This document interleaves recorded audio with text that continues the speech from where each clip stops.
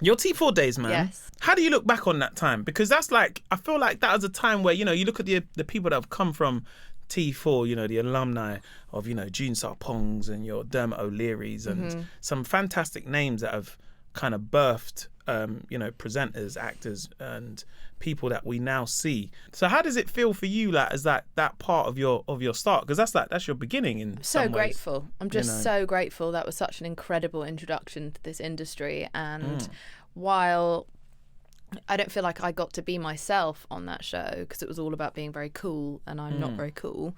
Other than that, it was incredible. I got to meet so many of my heroes. I got to learn from the best and I got to travel the world. I don't think I would have anything I have now if it wasn't for T4. And it was such a mad experience. Like T4 on the beach we were treated like rock stars. It was so bizarre. I think it was the sort of dawn of TV presenters being treated as if we were celebrities. Yes, and I always found it very confusing because I was like, all we do is say, here's Hollyoaks. Like, calm down. But like, then especially, you know what shit? it was, right? You guys were, it's like that kind of time before social media was like as prominent as it is now. So that like your go-to was only seeing them on a television screen. Yeah, you didn't get to know and if something was replayed again and again during the day, then that was the equivalent of going viral now. We had much more sort of control over everything and everything was much more confined. But it was one of my favourite memories of T4 on the beach was, I don't know if you remember this, but Peter Andre fell off the stage onto an 8-year-old girl. Oh, no way. She was fine, but it was one of my favourite core memories. Oh, man, like Peter, man. I know. Bless he probably him. doesn't God know the bless girl, him. man. Well, no one knows. She's probably a mysterious girl. I know. But it was really. I had to do that. It was really insane. It was a really insane time, but it was really fun. It was mad though. I think I was 23. I'd been on T4 maybe 4 months before I was standing on stage in front of like 20 or 30,000 people at Weston-super-Mare, and there's 7 different weather conditions. So you've got hail somehow going up your ass while it's also you're burning in the sun. And it's raining and it's cloudy but bright at the same time. Of course. And it was so windy. It was like the Earth Song video. And I remember being on the T4 bus, which they'd parked right in the sea. And I was very, very skinny at the time, and it was gale force wind, so they had a producer lying on the ground, physically holding my ankles down so that I wouldn't blow off the top of the bus. And so I'm presenting this link live. This is my first ever live link. The fucking teleprompter, which is where all the words are written on top of the camera, flies off the top of the camera in the wind and lands in the sea. And I'm live on air. And I have to now just talk out my you arse just got to run with it for God knows how long. Yeah. They must be going mad in your ear as well. But oh my God, no. The worst anyone ever went mad in my ear was when I was like my first day on T4. I was live, and they hadn't taught me anything other than when the red light goes on, you're recording. And so I remember I'd done the link, I'd read the teleprompter properly, everything had gone perfectly. I was like, yes, I fucking nailed it. They just said, the network haven't taken us, in my ear. Now, I don't know what that means. No one had told me that was even a possibility, or what the network, who's taking you, where are they taking you? So they were like, the network hasn't taken us, Phil. I don't know what that means. So I'm just standing there, still grinning at the camera, looking around to see when someone's going to say, well done on your first ever live TV link. And they're like, Phil. Oh, mate. You need to Phil. Yes, JAMEELA, Phil. And I was like, sorry, guys, I think they're looking for Phil? And they were like, no, Phil. I was like, they really need Phil, everyone. And they were screaming, Phil, again and again, not just breaking down what that term means to me. And they were just Phil. And I was like, who the fuck is Phil? And then we were taken. So you kind of had like a crash course. I was thrown on television, it, having done nothing. I remember the first assignment they ever gave me was to go to like Winter Wonderland dressed as an elf. It was -5 degrees outside, and they had me hanging upside down off a bungee. And I'll never forget, it was so gross, but I was reading, this was for E4 at the time, I was reading a link upside down on the teleprompter, and just like the snot was just coming out of my nose and just swinging. It was Yeah. just swinging, and I'm on national television, just feeling as glamorous as can be. But yeah, it was just such a... T4 was so funny, it was so silly, and it kind of... I don't know, I think you can sort of do almost anything after you've done that. It was a crash course in making a tit of yourself publicly. I think that's what I've always liked about like T4 growing up, especially like when you grow up and you see T4, it's like it's live. It's like young people don't care if it goes left or if it goes right. It's better TV when it goes left. Yeah, it is. And it felt like something you can more... Kesha made out with like an inflatable crocodile and like got on the floor and rolled around with it. Yeah, you could do that though back then. I think if you do it now, people are like... Because everything now is captured. Do you know what I mean? It's not that it wasn't before, but it's like...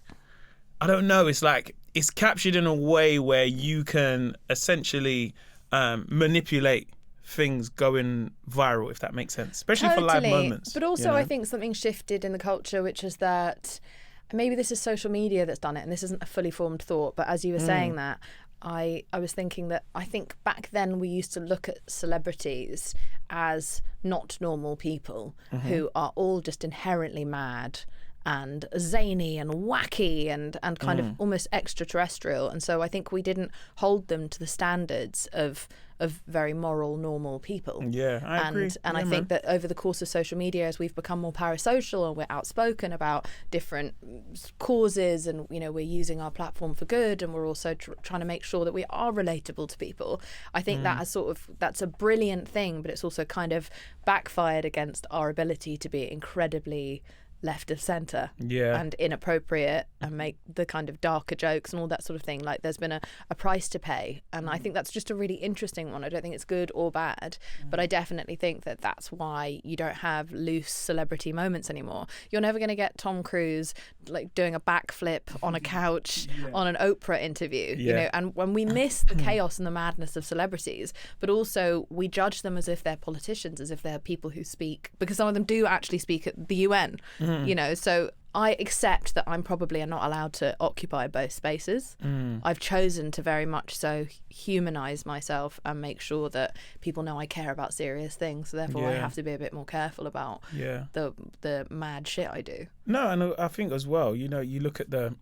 I was like compare how like celebrities kind of used to be compared. Like when I think of like the 90s and my perception of when you see someone, you're like, oh wow, an autograph is the thing you get. Whereas now, the new autograph could be the selfie. It could be the reply on Twitter where someone has said something and that person has replied to you.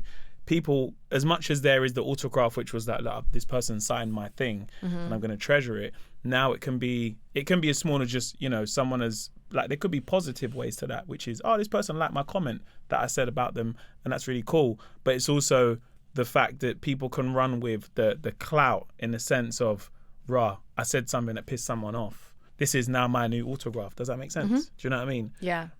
So what made you want to go over to America? It was weird. Like, I'd done T4. T4 was fun, but I didn't feel like I was fully allowed to be myself. So I think I wanted to go onto the radio where I was no longer reduced just to the sort of way I looked or how long my legs were, blah, blah, blah, blah, blah. And so I went onto radio for a few years, and then they were very cool and they let me make history as the first woman to ever host the chart show. And so I had an amazing experience doing that. I was making BBC documentaries and But the chart show was a all big kinds deal, of man. The chart show was... We're not talking about nothing against the chart show now, and I'm not putting any presenters down, but we're talking at a time where people listen on the radio to find out, because now you can kind of know through streaming and stuff. Yeah, and who's what's be biggest on one. TikTok, and also the songs don't really move the way they used to. Whereas every week it was a battle. It's like who's gonna take someone off the top spot. Yeah. And so it was really exciting. That's a big deal, man. I got to do everything that I could have possibly wanted to do, and I think I got to the age of about 28. And someone said to me, a producer came up to me at the Glamour Awards and was just like, "Oh my God, you should come on Strictly Come Dancing." And I was like, I don't think that I'm very good at dancing, to be perfectly honest. And I was like, and I also don't know if I'm cut out for reality TV because of my terrible personality. And she was like, yeah, but you've got to think about what you're going to do now, because, you're pushing 30. And so Oh, wow. you need to think about how you're going to reinvent yourself. And I was like, 28. And I was like, do I have to reinvent myself at 28? Someone said that to you, though. But that was 10 years ago. It was a different industry. Women had an expiration date that we don't have as much now. Now you've got Carol Vorderman like smashing it, and everyone, all of these different people who, like, it feels like Maya Jama's just getting going, and she's 30. It's like all these different people now have opportunities to actually break through and have these wonderful, meaningful careers. And we're realizing that women don't just sort of turn into pumpkins at midnight. Like, we actually grow our skill set, we grow in our confidence, we grow in our value, and so we're not erased anymore. But back then it was very much so like you're going to be sent to the glue factory. So, with no disrespect at all to Strictly Come Dancing, it's a great show, but I just didn't really appreciate the idea that I was made to feel like I would have to do that as a way to kind of win over the public, that I should be allowed to stick around. So it's also like someone saying to you, like, your thing is running out, so you want to do this to keep topping up your kind of social currency. Currency of like, do this because that will, that's crazy, man. No, so I was like, well, you know what, I feel like I'm not at the end of my adventure, and also I don't know if I want to be on TV anymore. I think I want to try something completely new. I just kind of get this once every decade, I get this sort of call to do something completely different and just fuck off. And so that call came to me, and I was like, I'm going to go to LA and become a writer and write a sitcom or something, and I'm gonna I was a DJ in the UK. I was like, I want to go DJ across America. I just wanted a 1 year gap year, really. And that just ended up lasting a decade. Oh, wow. I didn't intend to go there for that long. I definitely didn't intend to become an actress.